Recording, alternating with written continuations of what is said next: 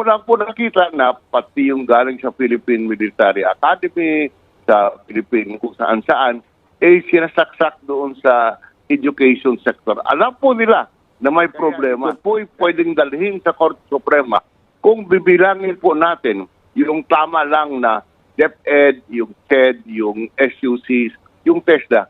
Itong apat na ito ang palagi nating tinitingnan nung nandun pa kami sa...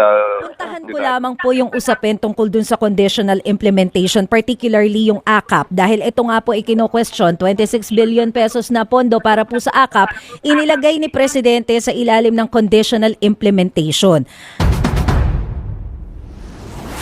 So kung sakasakali nga po na nag-line item kaya nakakompute ng 26 billion nabawas sa DPWH budget po.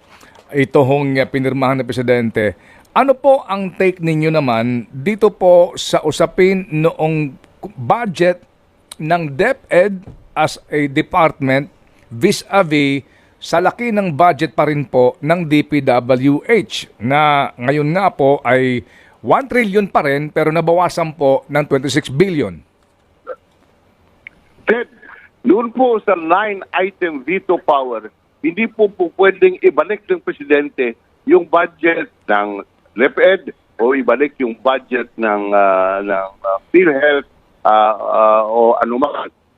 Ulitin ko lang, ang 9-item veto, hindi ibig sabihin pwedeng ibalik ng Presidente yung inalis doon sa DepEd o sa PhilHealth.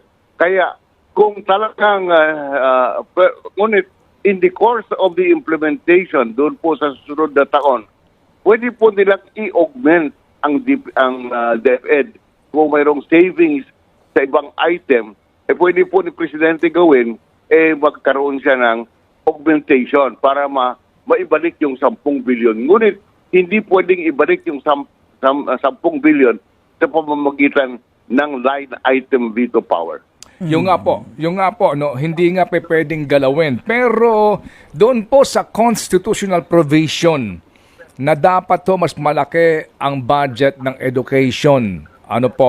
Yung pong katwiran kasi ngayon, as you know siguro Senator, no, to justify, kumbaga para po iangat sa higit na 1 trilyon ang DepEd budget na basically po ngayon hindi ba umaabot lamang ito sa 700 basically ang DepEd 737 billion lang. So nag-compute sila, Senator.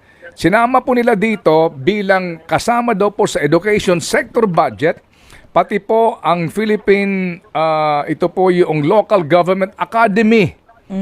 Ito pong Philippine Public Safety College, National Defense College of the Philippines, etc. para lang ho kumbaga palabasin na mas malaki pa rin ang budget ng edukasyon kumpara sa public works. Ano po yung take doon?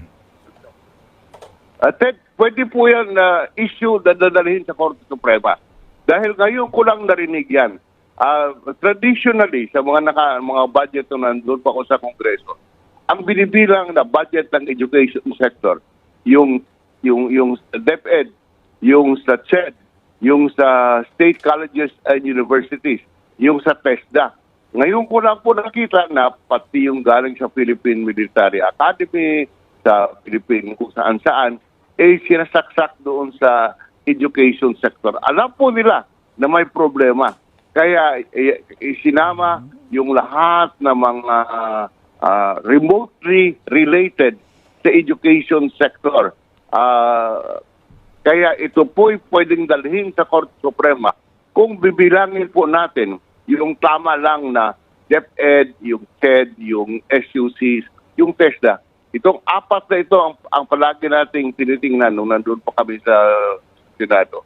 Yan ang tinitingnan natin, nakasama sa education sector. At ito po i-compare mo kung magkano ang budget ng, let's say, DPWH. Ngunit ngayon, marami na po ang sinama doon sa education sector. So sa akin po, Ted, ito po pwedeng dalhin sa Korte Suprema at i-question sa constitutionality kung tama ba ito. Sir, so noon pong mga nakakaraan na General Appropriations Act, saan po nakapailalim yung Philippine National Police Academy, yun pong PMA, under what department po siya no mga previews? Ngayon lang to nangyari. Yan po, ang PNP Academy ay sa PNP po yan. Yun po ang Philippine Military Academy, doon po sa Armed Forces. Sa dating sa budget, yan po ang pag-alaala ko. Hindi po sa education sector po yan. Yung sa education sector na malaala ko, DepEd, SUCs or State Universities and Colleges, CHED, yun po. Yun po ang tatlo usually. Pagkatapos sinasama yung TESDA rightfully dahil sa yun po talagang kasama sa education sector sa bilang ng Kongreso noon. Ngunit ngayon ko lang po narinig yung iba't ibang ahensya na mayroong DILG pa. Dati po wala yan sa education sector. Hindi binibilang. Kaya sa aking tingin, ito po'y pwedeng dalhin sa Korte Suprema. Okay. Senator, puntahan ko lamang po yung usapin tungkol dun sa conditional implementation, particularly yung AKAP. Dahil ito nga po ikino-question, 26 billion pesos na pondo para po sa AKAP, inilagay ni Presidente sa ilalim ng conditional implementation. Kapag po ganitong nasa ilalim ng conditional implementation, paano po ba dapat ito monitor? Sino ang nagsiset ng condition at sino ang nagbabantay kung nasusunod yung condition na yun? Sa ating sistema ngayon, ang nag-i-implement yan, ang ehensya, yung DSWD. Wala pong pre-audit sa ating sistema ngayon. Ngunit paglabas ng pera at paggastos ng pera, yan po ay subject ng COA. So, post-audit ang ating sistema. Hindi po kailangan ang pagbantay sa COA after implementation. Ngunit implementation, yan po ay kapangyarihan ng executive branch. Yan po ang sistema natin.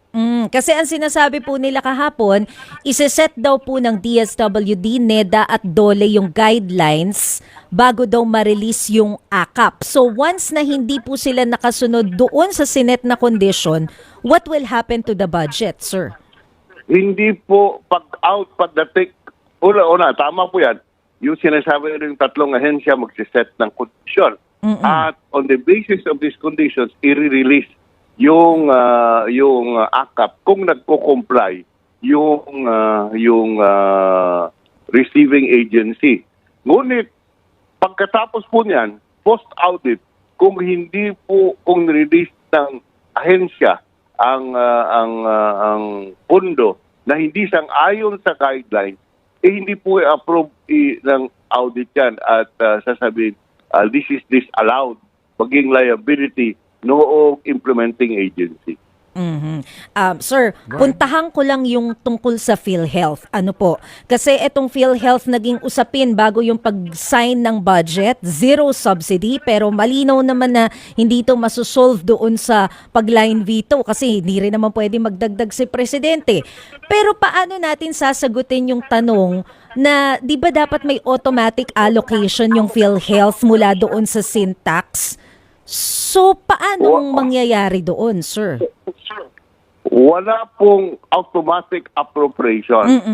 Dahilan po yung wala namang fiscal autonomy yung PhilHealth. Ngunit nakalagay sa Syntax, ako po ang author noon, ako po ang sumulat ng Syntax. Ang nakalagay, kung hindi ako nagkakamali, 80% ng collection sa Syntax ay mapunta sa ating health sector. Yan po ay obligasyon ng Kongreso na pagbuo ng budget, dapat 80%, kung hindi ako nagkakamali, 80% ng premium na collection, 80% na collection ng Syntax ay mailagay ay appropriate para sa PhilHealth. Kung hindi po ilalagay sa PhilHealth, ang ibig sabihin, ina-amyenda ng budget ang isang batas na ipinasa din ng Kongreso. Hindi po pwede yan. Kaya sa aking tingin, mayroon pong basihan para dalhin sa Korte Suprema ito. I see. So isa siya dun sa mga constitutional Opo, issues, oo nga, Manong kasi Ted. specific yung ano niya, automatic appropriation. Nabanggit po niyo yung isyong yan, Senator Frank. Itong ugali ngayon na napakalaki po kumpara doon sa President's budget, yung unprogrammed appropriations. Ngayon po na naman, ang laki nito at meron pong mga importante pong mga dapat pondohan na proyekto na inilalagay dito sa unprogrammed na naman po. Ano ang inyong reaksyon dito, Senator? Unang-una, pag sinabi nating unprogrammed activities, Ted, ang ibig sabihin nun ay walang siguradong pundo. Yung sa regular items po, yan po, sa regular items of appropriation. Ang ibig sabihin, mayroong corresponding budget allocation na magagaling sa taxes, magagaling sa fees, magagaling sa customs. Pag sinabi natin unprogrammed activities, ang ibig sabihin nun, appropriation na wala pang pera. At ang appropriation ahead, ibig sabihin pag dumating na yung pera, ay pwede mong gawin yung authority, gamitin ng authority sa budget. So, yan po ang ibig sabihin ng unprogrammed appropriation as against the regular items. Ang regular items po may corresponding fund yan, may program revenues. Ang ibig sabihin, ang regular items of appropriation, mayroong regular sources of revenue. Yung unprogram po, kaya tinatawag na unprogram, kasi walang nakaprogram na source ng fund. Kaya sa akin po, yung sinasabing 196 billion ba, ang binito under the unprogrammed portion of the budget. O sa akin, meaningless po yan. Kasi kahit hindi mo ibibito, hindi rin may i-implement kung walang collection higher than the regular collection of the government.